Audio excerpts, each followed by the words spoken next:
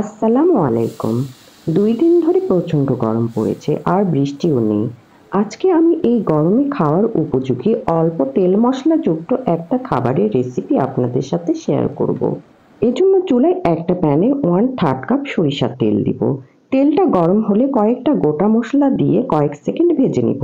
এতে করে তেলের মধ্যে মসলার সুন্দর একটা ফ্লেভার আসবে। তারপর এখানে কিছু পেঁয়াজ কুচি দিয়ে ব্রাউন করে ভেজে নিব। তারপর এর সাথে দিব ১ চা চামচ বাটা মসলা। এই বাটা মসলায় আছে আদা, রসুন আর জিরা। মসলার কাঁচা গন্ধ চলে যাওয়া পর্যন্ত একটু ভেজে নিব। তারপরে দিব ১ চা চামচ লাল মরিচের গুঁড়া, 1/3 চা চামচ হলুদ আর ১ চা চামচ লবণ। এবার সবকিছু মিশিয়ে নিব। তারপর একটু পানি দিয়ে মশলাটা কষিয়ে নিব। মশলাটা কষানো যত ভালো হবে খাবারটা খেতেও তত ভালো হবে। মশলাটা কষানো হয়ে গেলে এখানে কেটে ধুয়ে পরিষ্কার করে রাখা ২টা মাগুর মাছ দিয়ে দিব।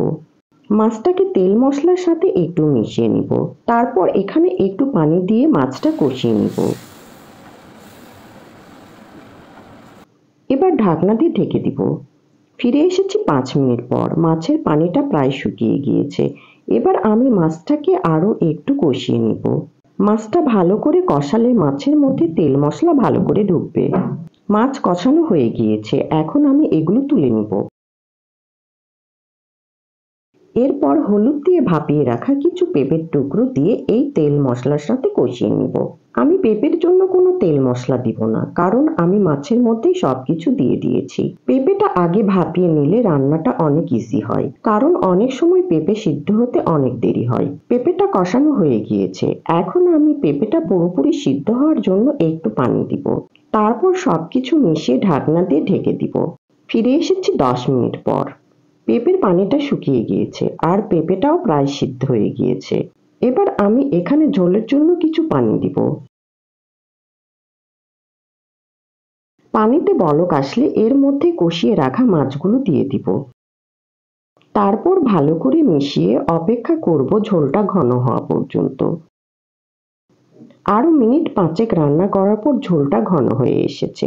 চুলাটা বন্ধ করার আগে আমি এখানে একটু ভাজা জিরার গুঁড়া দিব। এতে করে খাবারের টেস্ট বাড়বে আর এর মধ্যে ভাজা জিরার সুন্দর একটা ঘ্রাণ আসবে। এভাবে পেঁপে দিয়ে মাগুর মাছ রান্না করে খেতে আমার খুব ভালো লাগে।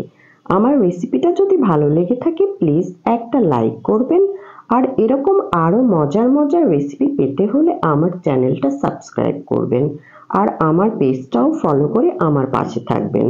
আপনারা সবাই ভালো থাকবেন। আল্লাহ হাফেজ।